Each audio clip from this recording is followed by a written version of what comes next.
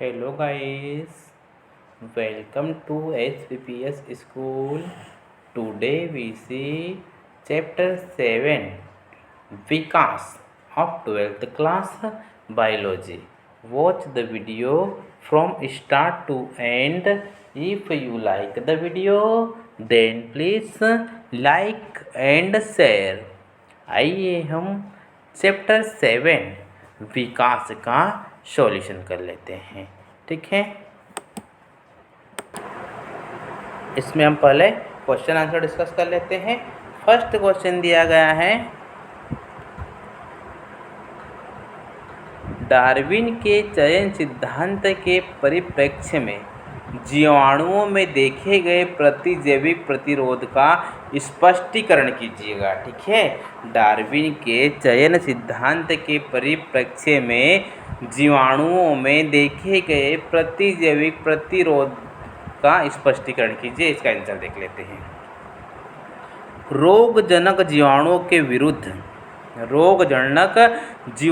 के विरुद्ध प्रतिजैविक अत्यंत प्रभावी होते हैं। ठीक है, रोगजनक जीवाणुओं के विरुद्ध प्रतिजैविक अत्यंत प्रभावी होते हैं, किंतु किसी नए प्रतिजैविक के विकास के 2 से 3 वर्ष पश्चात नए प्रतिजैविक प्रतिरोधी समष्टि में प्रकट हो जाते हैं। कभी कभी एक जीवाणुवीय समष्टि में एक अथवा कुछ ऐसे जीवाणु उत्परिवर्तन युक्त होते हैं जो उन्हें प्रतिजैविक के लिए प्रतिरोधी बनाते हैं। ठीक है, इस प्रकार के प्रतिरोधी जीवाणु तेजी से गुणनवर उत्तरजीविता करने लगता है। शीघ्र ही प्रतिरोधिकता प्रदान करने वाले जीन दूर दूर तक फैल जाते हैं। ठीक है, वह संपूर्ण जीवाणु समष्टि प्रतिरोधी बन जाते हैं। कुछ अस्पतालों में प्रतिजैविक प्रतिरोधी पनपते रहते हैं क्योंकि वहाँ प्रतिजैविकों का अत्यधिक प्रयोग होता है। ठीक है, नेक्स्ट क्वेश्चन देखते हैं। क्वेश्चन नंबर 2, समाचार पत्रों और लोकप्रिय वैज्ञानिकों लेखों ने विकास संबंधी नए जीवाश्मों और मतभेदों की जानकारी प्राप्त कीजिए। ठीक है, तो आइए हम इसका आंसर देख लेते हैं। जीवाश्म चट्टानों से प्राप्त आदिकालीन जीवधारियों के अवशेष या चिन्ह होते हैं। जीवाश्मों के अध्ययन को जीवाश्म विज्ञान कहते हैं, अर्थात जीवाश्म विज्ञान में लाखों करोड़ों वर्ष पूर्व के जीवधारियों के अवशेषों का अध्ययन करते हैं। जीवाश्म वैज्ञानिकों के अध्ययन से स्पष्ट होता है कि किस काल में किस प्रकार के जीवधारी पृथ्वी पर उपस्थित थे। चट्टानों और पृथ्वी की परत में दबे जीवाश्मों को खोद कर निकाला जाता है। इन चिन्हों या अवशेषों से जीवधारी की संरचना की परिकल्पना की जाती है। ठीक है, चट्टानों की आयु ज्ञात करके जीवाश्म की अनुमानित आयु भी ज्ञात कर ली जाती है। अतः वैज्ञानिक जीवाश्मों को जैव विकास के सशक्त प्रमाण मानते हैं। जीवाश्म के सबसे परिचित उदाहरण आर्कियोप्टेरिक्स, ठीक है, आर्कियोप्टेरिक्स तथा डायनासोर है। ठीक है, डायनासोर विशालकाय सरीसृप थे। मीसोजोइक युग में इनकी पृथ्वी पर साम्राज्य स्थापित था। ठीक है, इस युग को सरीसृपों का स्वर्ण युग कहा जाता है। भिन्न आयु की चट्टानों से भिन्न भिन्न प्रकार की जीवधारियों के जीवाश्म पाए जाते हैं। ठीक है, भिन्न आयु की चट्टानों से भिन्न भिन्न प्रकार के जीवधारियों के जीवाश्म पाए जाते हैं, जो कि संभवतः उस चट्टान के निर्माण के दौरान उनमें दब गए हैं। ठीक है, वे विलुप्त जीवों का प्रतिनिधित्व करते हैं। इसमें स्पष्ट होता है कि पृथ्वी पर जीवन को स्वरूप बदलता रहा है। ठीक है, पृथ्वी पर जीवन को स्वरूप बदलता रहा है। इथोपिया तथा तंजानिया से कुछ मानव जैसी अस्थियां के जीवाश्म प्राप्त हुए हैं। मानव पूर्वजों के जीवाश्मों से मानव विकास का इतिहास ज्ञात हुआ है। ठीक है, नेक्स्ट क्वेश्चन देखते हैं। प्रजाति की स्पष्ट परिभाषा देने का प्रयास कीजिए। प्रजाति की स्पष्ट परिभाषा देने का प्रयास कीजिए। ठीक है, तो ये हम देख प्रजाति अकारिकी रूप से प्रथम व प्रजनन रूप से विलगित वेष्टियों की एक या ज़्यादा प्राकृतिक समष्टि होती हैं जो एक दूसरे से अत्यधिक मिलती जुलती है तथा आपस में एक दूसरे के बीच स्वतंत्र रूप से प्रजनन करते हैं। ठीक है, नेक्स्ट क्वेश्चन देखते हैं। क्वेश्चन नंबर 5, इंटरनेट या लोकप्रिय विज्ञान लेखों से पता कीजिए कि क्या मानवेतर किसी प्राणी में आत्म संचेतना थी। आइए हम इसका आंसर देख लेते हैं।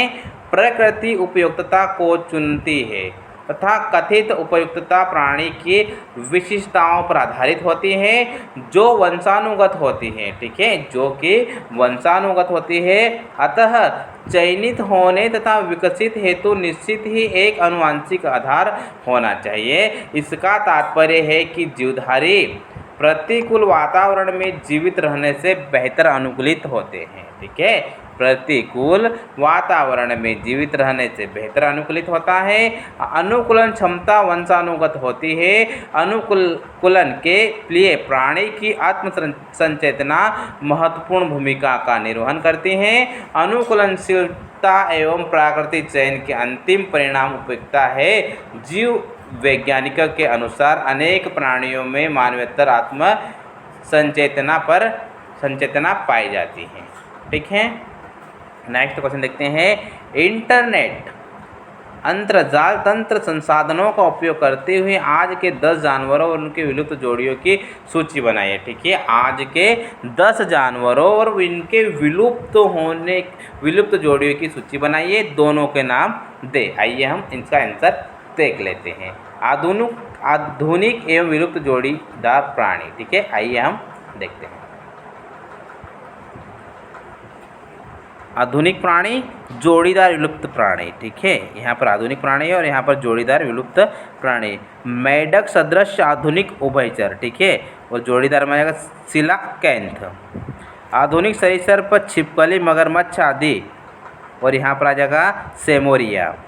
आधुनिक पक्षी आर्कियोप्टेरिक्स, होमो सेपियंस, क्रोमैग्नॉन मानव। घोड़ा इओहिप्पस, कंगारू प्रोटोथीरिया इस तरह। ठीक है, उड़न गिलहरी, उड़न फ्लेंचर। शिशुधानी चूहा, चींटीखोर लंबेट। लीमर धब्बेदार कशकश।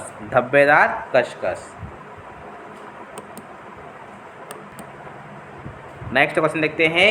क्या हम मानव विकास को अनुकूली विकिरण कह सकते हैं? क्या हम मानव विकास को अनुकूली विकिरण कह सकते हैं? इसका आंसर सकते हैं नहीं, मानव विकास को अनुकूलनीय विकिरण नहीं कह सकते हैं, क्योंकि होमो सेपियंस की जनक जातियां प्रगामी विकास द्वारा एच हैबिलिस, एच इरेक्टस से विकसित हुई है। ठीक है, नेक्स्ट क्वेश्चन देखते हैं। विभिन्न संसाधनों जैसे विद्यालय का पुस्तकालय या इंटरनेट, अंतर्जाल तंत्र तथा अध्यापक से चर्चा के बाद किसी जानवर किसी घोड़े के विकासीय चरणों को खोजे। ठीक है, तो आइए हम इसका आंसर देख लेते हैं। घोड़ों का उद्भव लगभग 60 करोड़ वर्ष पहले पूर्वी उत्तरी अमेरिका में इओसीन युग में हुआ था। इसके विकास की विभिन्न अवस्थाएं निम्नलिखित है। ठीक है, फर्स्ट में हमें दिया गया है इओहिप्पस।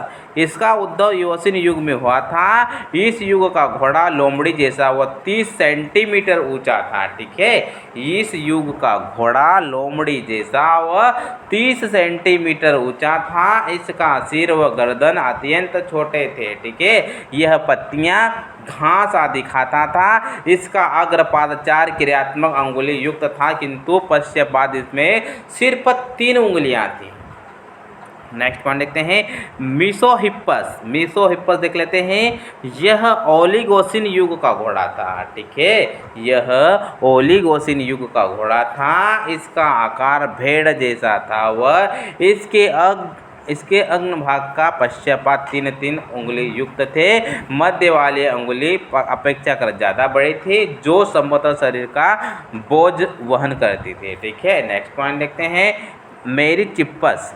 यह मायोसिन युग का घोड़ा था। ठीक है, मेरिचिप्पस यह मायोसिन युग का घोड़ा था। यह वर्तमान के टट्टू जितना ऊंचा था। वह दोनों टांगें 3 अंगुलियों युक्त थे। इसकी सिर्फ मध्य वाली अंगुली ही पृथ्वी तक पहुंच पाती थी।